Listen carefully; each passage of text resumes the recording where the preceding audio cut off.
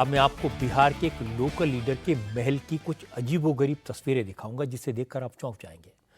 असल में आज ईडी ने लालू परिवार के एक करीबी आरजेडी नेता अरुण यादव की 46 प्रॉपर्टीज को जब्त किया।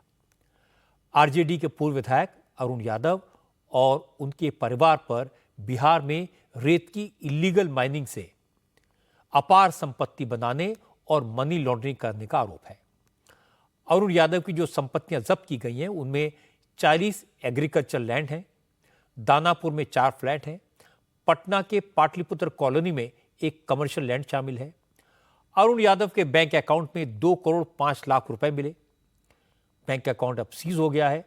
हालांकि ईडी की जांच में यह तो पता लगा था कि अरुण यादव ने इलीगल माइनिंग से करीब 40 करोड़ रुपए की संपत्ति बनाई है, लेकिन जब अरुण यादव को उनके लीगल इनकम के सोर्सेस के बारे में पूछा गया तो पता चला ये इनकम कहीं ज्यादा है।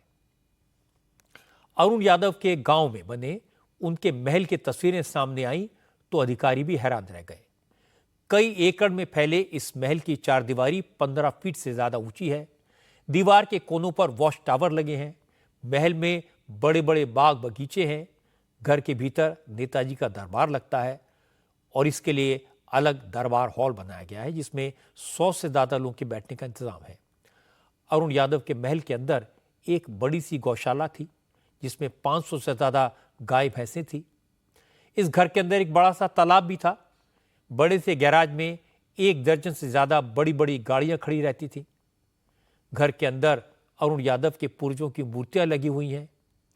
इस महल का उद्घाटन लालू यादव ने किया था, लेकिन अरुण यादव ने कहा उनके पास प्रॉपर्टी के सारे कागजात हैं, इसलिए उनके खिलाफ कार्रवाई की जा रही है क्योंकि वो लालू के करीबी हैं।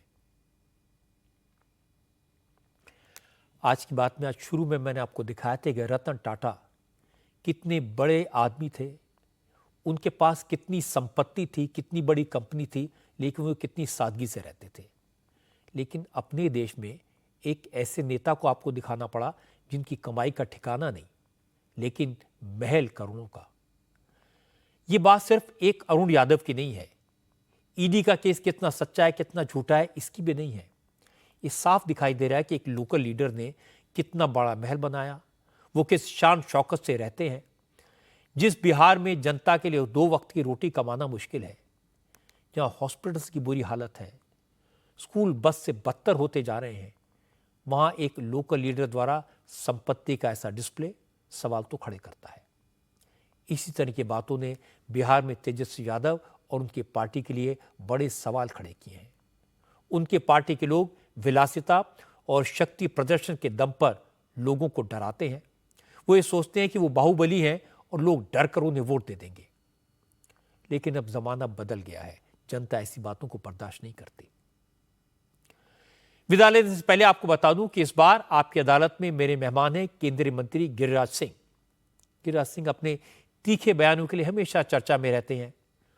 वो हमेशा हिंदू मुसलमान की बात क्यों करते हैं, वो सनातन को लेकर इतने एग्रेसिव क्यों होते हैं, उन्होंने राहुल गांधी को लल बबुआ क्यों कहा, इस तरह के तमाम सवालों पर गिरिराज सिंह ने खुलकर जवाब दिए। गिरिराज सिंह के साथ आपकी अदालत का ये शो आप देख पाएंगे शनिवार रात 10 बजे। Please welcome Giriraj Singh.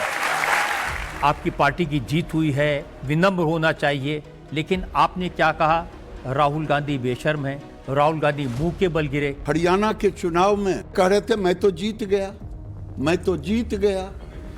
अरे भाई, जीतने के पहले क्यों जीत गया कर रहे हैं? अब हार गए तो आप कह रहे हैं ये जोकर हैं, और आपने एक शब्द से बल किया लल बबुआ। वो क्या होता है?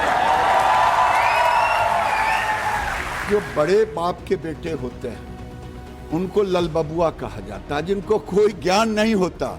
जो आदमी देश की दशा और दिशा नहीं जानता हो वो लल बबुए न कहलाएगा, उसको और क्या।